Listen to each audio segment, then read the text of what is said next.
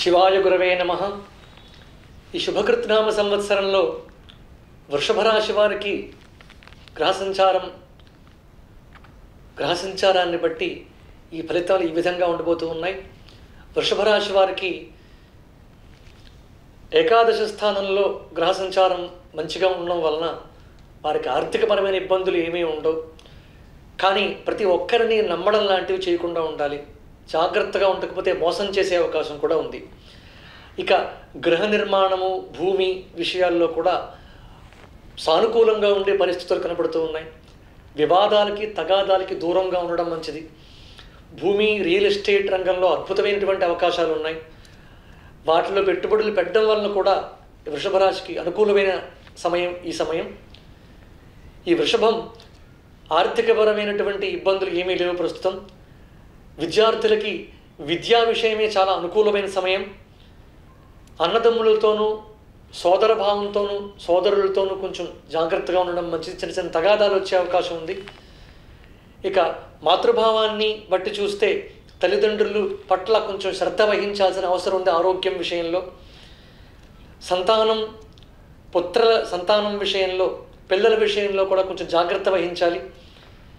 శత్రువృద్ధి కూడా ఉండడం ఉంది ఈ సంవత్సరం.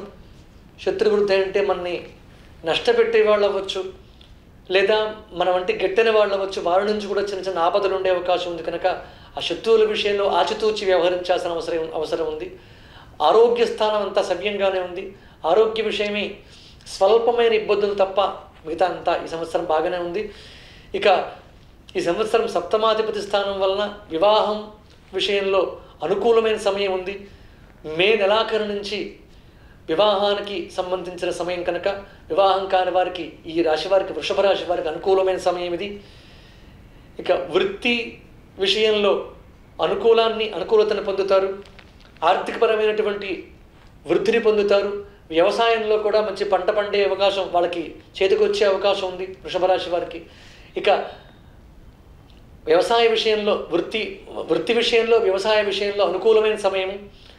ఉద్యోగస్తులకి జూన్ నెలాఖరు నుంచి ప్రమోషన్స్కి కానీ సంబంధించి కానీ ఉన్నతమైన పదవీ స్థానాన్ని పొందడానికి కానీ అనుకూలమైన సమయము.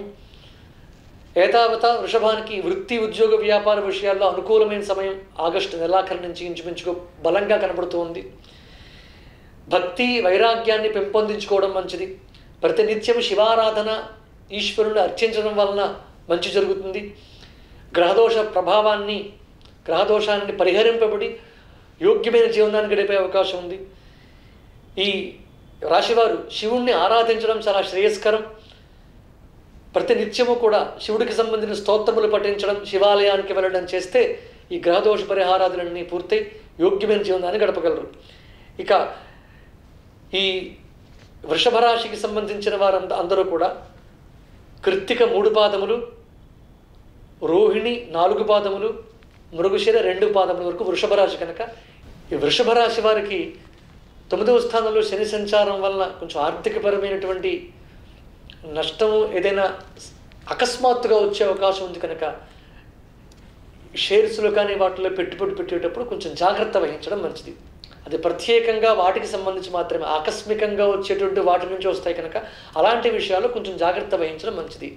ఇక ఈ వృషభ రాశి వారికి ఆదాయం 8, వ్యయం కూడా 8 ఈ సంవత్సరం. రాజపూజ్యత 6, అవమానం కూడా 6. ఇది ఈ సంవత్సరం వృషభ రాశి వారికి సంబంధించినటువంటి గోచార ఫలితములు.